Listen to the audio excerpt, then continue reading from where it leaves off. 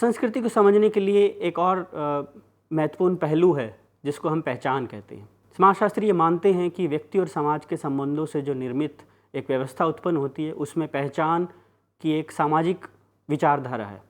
विचारधारा से मत तात्पर्य यहाँ पर अवधारणा से है।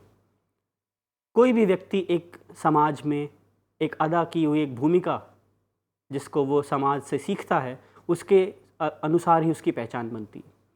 हम अपने जीवन में अनेकों तरह की भूमिकाएं निभाते हैं, जैसे कि माता पिता की भूमिका, एक बच्चे की भूमिका, एक भाई की भूमिका, एक विद्यार्थी की भूमिका, डॉक्टर की भूमिका।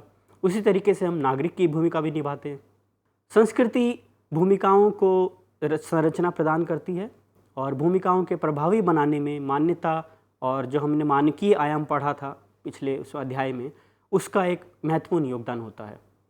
उसी तरीके से अगर हम समझें, हर संस्कृति में एक उप संस्कृति भी होती है जिसमें कुछ व्यक्ति या समूह अपने एक निर्देशित किए हुए कुछ व्यवहार आयाम जैसे कि भाषा, संगीत, कपड़े और अपनी प्राथमिकताओं के आधार पर एक उप संस्कृति का निर्माण करते हैं, जैसे कि विद्यार्थियों का क्लब या कुछ एक पेशे से जुड़े कुछ क्लब। आइए अब हम चर्चा करते हैं नृजाति केंद्रवाद के ऊपर। यह एक वैसा व्यवहार है जो कि एक संस्कृति से जुड़े व्यक्तियों को दूसरे संस्कृति से जुड़े व्यक्तियों को उनकी आस्थाओं को और व्यवहार को मूल्यांकन करने में सहायता प्रदान करता है। नृजाति केंद्रवाद एक वो विचार है जिसमें आप अपने स्वयं के जो संस्कृति मूल्यों, मान्यताओं को, नैतिकताओं को दूसरी किसी संस्कृति के मान्यताओं और आस्थाओं से उच्चतर आंकते हैं। नृजाति केंद्रवाद में एक निहित भावना यह होती है कि आपकी जो संस्कृति है वह श्रेष्ठ है और बाकी संस्कृतियाँ उससे श्रेष्ठ नहीं हो सकती।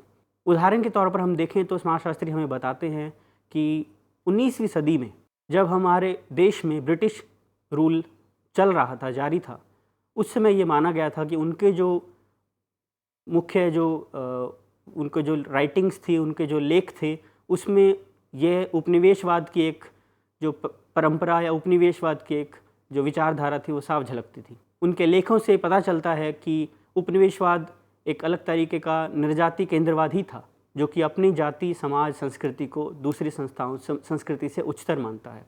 एक तरीके से देखें तो यह विश्व बंधुता के संस्कृति के खिलाफ भी है, विपरीत भी है, क्योंकि इसमें एक प्रकार के मूल्यों को, एक भाषा को और एक तरीके का व्यवहार को उच्चतर माना जाता है। सामाजिक और सांस्कृतिक परिवर्तन। सामाजिक और सांस्कृतिक परिवर्तन को समझने के लिए हमें जानना होगा कि एक समाज अपने सामाजिक प्रतिमानों को कैसे समझता है, कैसे बदलता है। एक व्यक्ति कैसे अपने जीवन में सामाजिक प्रतिमानों को अर्पित करता है और कैसे उसको अपनाता है। सामाजिक परिवर्तन और सांस्कृतिक परिवर्तन के बहुत सारे कारक समाजशास्त्री ने बताए हैं। उनमें से कुछ मुख्य कारक जो हैं जिनकी हम चर्चा करेंगे वह है आंतरिक कारक और बाह्य कारक। आंतरिक कारक वो होते हैं जो कि एक समाज के आंतरिक परिवेश से, स्थितियों से या कुछ घटनाओं से संबंधित होते हैं, और बाह्य कारक वो होते हैं जो एक समाज के आंतरिक संरचना के बाहर से आते हैं। जैसे कि भारतीय समाज में 19वीं 20वीं सदी में जो तकनीकी परिवर्तन आया वो ब्रिटिश शासक जो समय था और जो उनका सत्ता थी उसके अंतःक्रिया से आया। बाह्य कारकों में इस प्रकार हम संस्कृति से बाहर, समाज से बाहर एक भिन्न तरीके की संस्कृति से होने वाले परिवर्तन को शामिल करते हैं। सांस्कृतिक परिवर्तन के कुछ और कारक भी हैं, जैसे कि आपका सांस्कृतिक संपर्क, अनुकूलन की प्रक्रिया और तकनीकी खोज, पर्यावरण में बदलाव या फिर राजनीतिक हस्तक्षेप। आप ये मानकर चलिए कि इन सभी कारकों की वजह से सांस्कृतिक परिवर्तन हो सकते हैं। एक नई राजनीतिक व्यवस्था आने से एक नया सांस्कृतिक परिवर्तन होता है। एक नई तकनीक आने से, जैसे कि टेलीविज़न जब आया, मोबाइल जब आया, तो हमारे समाज के सोचने, समझने और सांस्कृतिक गतिविधियों में भी परिवर्तन आया। आजकल हम सब ग्लोबल वार्मिंग की बात करते हैं, जलवायु में परिवर्तन की बात करते हैं। पर्यावरण के परिवर्तन से भी सांस्कृतिक परिवर्तन होते हैं और व्यक्तियों और समाजों की आदतों में बदलाव होता है। खान पान, वेशभूषा, आचरण और भाषा, मूल्यों में बदलाव को भी सांस्कृतिक परिवर्तन में शामिल किया जाता है, क्योंकि इन परिवर्तन से व्यक्तियों का समाजों से जो अंतःक्रिया है उसमें भी बदलाव होते हैं। समाजशास्त्री ये भी मानते हैं कि ऐतिहासिक रूप से सांस्कृतिक परिवर्तन दो प्रकार के और भी हो सकते हैं। नंबर 1 विकासात्मक परिवर्तन, जो कि धीरे धीरे धीमी गति से होते हैं और अनेकों वर्षों के बाद उपरांत भौतिक व अभौतिक स्वरूप में परिवर्तन से स्थापित होते हैं।